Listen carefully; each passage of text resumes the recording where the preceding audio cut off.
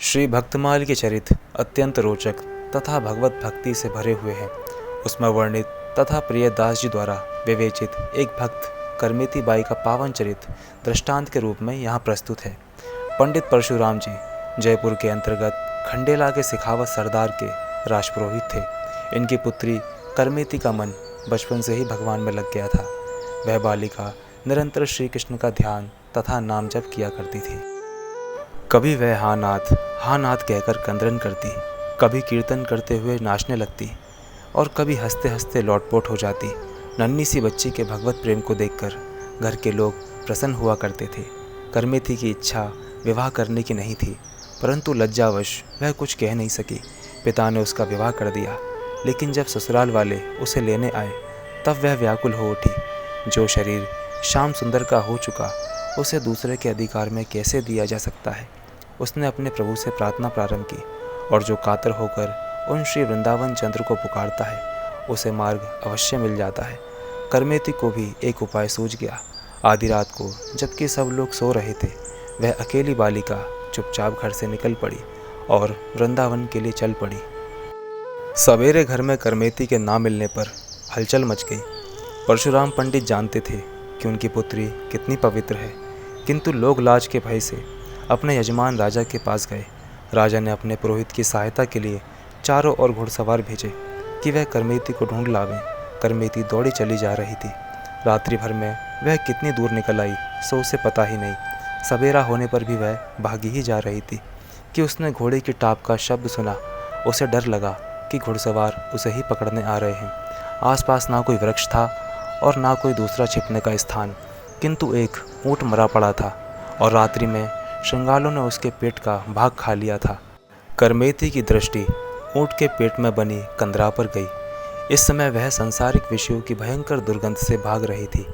मरे ऊँट के शरीर से निकलने वाली गंध उसे विषयों की दुर्गंध के सामने तुच्छ जान पड़ी। भागकर वह ऊँट के पेट में छिप गई। घुड़सवार पास आए तो दुर्गंध के मारे उन्होंने उस ऊँट की ओर देखा तक नहीं। वहाँ से शीघ्रतापूर्वक वह आगे बढ़ गए और अंत में हताश होकर लौट गए। माता पिता आदि भी पुत्री के संबंध में निराश हो गए। जिसकी कृपा से विष अमृत हो जाता है, अग्नि शीतल हो जाती है, उसकी कृपा वर्षा करमेती पर भी हो रही थी। ऊँट के शरीर में वह भूखी प्यासी 3 दिन तक छिपी रही। उस सड़े ऊँट के शरीर की गंध उसके लिए सुगंध में बदल गई थी। चौथे दिन वह वहाँ से निकली। मार्ग उसका जाना हुआ नहीं था, किंतु जो सबका एकमात्र मार्गदर्शक है उसकी ओर जाने वाले को मार्ग नहीं ढूंढना पड़ता, मार्ग ही उसे ढूंढ लेता है।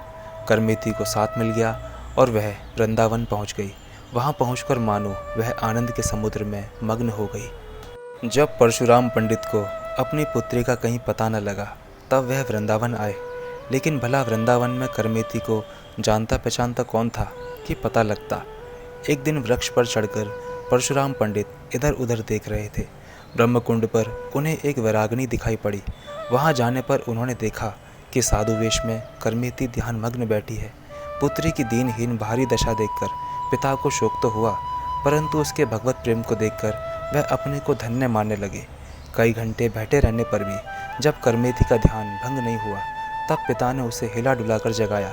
वह उससे घर चलकर भजन करने का आग्रह करने लगे। करमेती ने कहा, पिताजी, यहाँ आकर भी कोई कभी लौटा है? मैं तो व्रजराज कुमार के प्रेम में डूबकर मर चुकी हूँ, अब मुर्दा यहाँ से उठे कैसे? अंततः परशुराम जी उसके भक्ति भाव को देखकर वापस घर लौट गए। राजा ने जब यह समाचार सुना तब वह भी करमेती के दर्शन करने वृंदावन आया। राजा के बहुत आग्रह करने पर करमेती बाई ने एक छोटी कुटिया बनवाना स्वीकार कर लिया। राजा ने करमेती बाई के लिए ब्रह्मकुंड के पास एक मठिया बना दी। करमेती बाई की भक्ति ने राजा को भी भक्त बना दिया। इसी प्रकार भक्तमाल के अनेकानेक भक्तों के पावन चरित्रों का रोचक वर्णन हुआ है। श्री नाभादास जी कहते हैं कि संसार में जितने भक्त हैं उन सबका वर्णन करने का सामर्थ्य किसमें है? यह तो वैसे ही असंभव है जैसे कोई चिड़िया सब समुद्र का जल पी लेने का विचार करे तो उसके उदर में समुद्र का जल कैसे अट सकता है।